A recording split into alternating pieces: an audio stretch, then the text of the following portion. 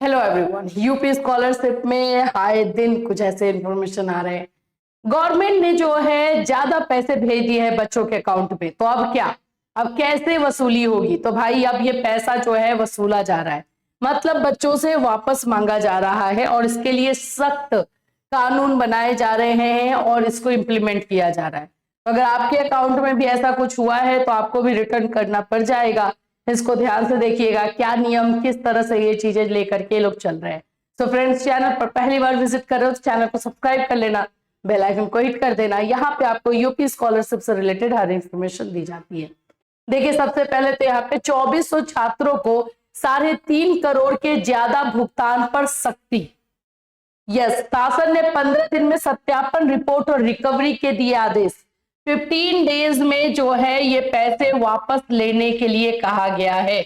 बताइए, पहले तो यूपी दिवस के नाम पर आप जो है बच्चों को पैसा देते हैं, गलती आपकी कि आपने जो है ज्यादा पैसा बच्चों के अकाउंट में सेंड कर दिया, अब इनको जो है वसूलना है। तो ये गलती हुई क्यों? क्योंकि इस लेवल पे अगर काम किया जा रहा है तो इस तरह की गलती तो मतलब बिल्कुल भी एक्सपेक्ट नहीं किया जा सकता है। देखिए, इसमें क्या क्या चीजें और क्या क्या प्रोसेस अपनाया जाएगा। मैं आपको एक और मैसेज दिखाती हूँ। ये अवध यूनिवर्सिटी के जो है व्हाट्सएप ग्रुप में यूनिवर्सिटी की तरफ से बार बार जो है इंफॉर्मेशन दी जाती है। सही है, हर जगह पे बच्चों को जो है यूपी स्कॉलरशिप के बारे में बता दिया जाता है। छात्रवृत्ति घोटाले पर शासन सख्त, 15 दिन में जिलों से मांगी रिपोर्ट। छात्रवृत्ति और शुल्क प्रतिपूर्ति योजना में करीब 2400 छात्रों को लगभग 3.5 करोड़ रुपए ज्यादा दिए जाने के मामले में शासन ने सख्त कदम उठाए हैं।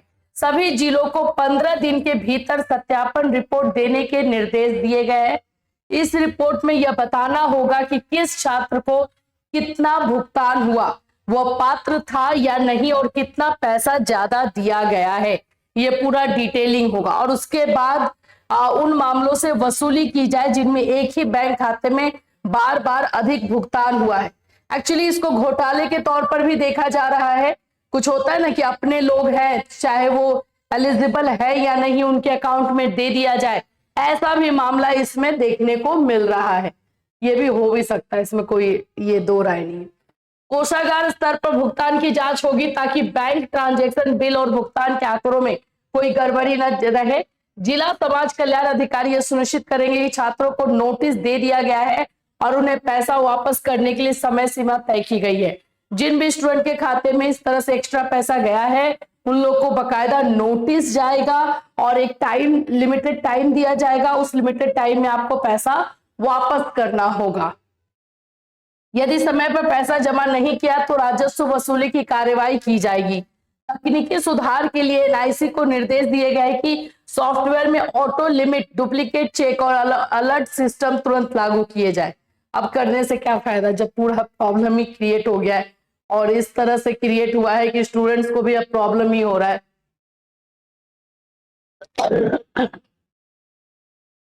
भविष्य में ज्यादा भुगतान अपने आप रुक सके, साथ ही सभी जिलों में लॉगिन आईडी और यूजर एक्सेस की सुरक्षा जांच भी कराई जाएगी। तो देखिए, आप लोगों के पास यही होगा कि आप लोगों के पास नोटिस जाएगा जिन भी बच्चों के पास एक्स्ट्रा पैसा गया है, और एक लिमिटेड टाइम रहेगा, उस लिमिटेड टाइम में आपको पैसा वापस करना है। और ये काम जो है समाज कल्याण विभाग वाले करेंगे। तो आप वेट कीजिए, अगर आपके पास ऐसा कोई नोटिस आता है तो भाई जल्द से जल्द वापस कर देना, नहीं तो फिर ये कार्यवाही ये लोग ना अलग तरीके से भी लेकर जा सकते हैं, मतलब पुलिस और ये सारी चीजें भी इन्वॉल्व हो सकती है। तो भाई ऐसे पैसे को तो आप लोग भी चाहोगे कि ज्यादा आ गया है तो रिटर्न ही कर दिया जाए, है ना। हाँ, जब तक नोटिस नहीं आता है तब तक आप सेफ है, ये बोल सकते हैं कि आप सेफ है। नोटिस आ गया तो फिर आपको देना होगा, ठीक है। तो ये चीजें स्टूडेंट की तरफ से हो रही है। अब इसको घोटाले के तौर पर भी देखा जा रहा है, क्योंकि ऐसा माना जा रहा है कि एक ही बैंक अकाउंट में बार बार ट्रांजैक्शन हुआ है। और ये भी देखा जा रहा है कि कुछ ऐसे बच्चे थे जो कि एलिजिबल नहीं थे। एलिजिबल यानी कि जो क्राइटेरिया यूपी स्कॉलरशिप की होती है उसमें फुलफिल नहीं हो रहे, तो उनके अकाउंट में भी भेजा गया है। तो इन सभी चीजों पर भी कार्यवाही हो रही है और पता किया जा रहा है कि आखिर में से कैसे हुआ। और बाकी जो भी है, जब बोलते ना, जब कांड हो जाता है तो उसके बाद बहुत सारे नियम बनाए जाते हैं, बहुत सारी चीजों को लागू किया जाता है जो कि किया जा रहा है। अब इसमें पता है लॉस किसका होगा? आपका। कैसे लॉस होगा? तो अब आप लोग तो वेट कर रहे हो कि मैम हमारा स्टेटस कब अपडेट होगा, मैम हमारे 24-25 वाले बच्चे जो है स्टेटस अपडेशन में बैठे हुए हैं कि अब ये अपडेशन होगा। लेकिन यहाँ पर तो पूरा समाज कल्याण विभाग को अलग ही काम में लगा दिया गया, तो अब आपके पीछे कौन काम करेगा? फिर आपका स्टेटस तो वैसे धरा कर हरा रह जाएगा। करेक्शन डेट को लेकर के है, फरवरी में आप लोग का करेक्शन डेट है। जिन लोगों का भी मिस्टेक हुआ है 25-26 वाले सेशन वाले बच्चों का, वो अपना करेक्शन जो है करेंगे फरवरी में। ये आप लोग को मैं एक बार जो है यूपी स्कॉलरशिप के साइट पर भी नहीं होता है तो मैं दिखा देती हूँ, वहां से जाकर के आपको करेक्शन कर लेना है। और जो डेट है उसी के अकॉर्डिंग आपको करना है, उसके लिए एक्स्ट्रा डेट नहीं मिलेगा, ये भी पता है। लेकिन अब देखो कि इस पर ये लोग कितनी तेजी से काम कर पाते हैं, क्योंकि आधा डिपार्टमेंट तो कहीं और ही लगा हुआ है पैसा वसूलने में और कोई और ही काम करने में। तो अब प्रॉब्लम होगा, डेफिनेटली प्रॉब्लम होगा। जो स्टेटस टाइम पर अपडेट होने वाला था, जो काम टाइम पर होने वाला था, जिसमें ऑलरेडी लेट ये लोग चल रहे हैं, उसमें और टाइम ये लोग लगा देंगे, ये तो इसमें कोई दो राय नहीं है, ये होने ही वाला है। देखिए 25-26 वाले बच्चों के लिए यहाँ पर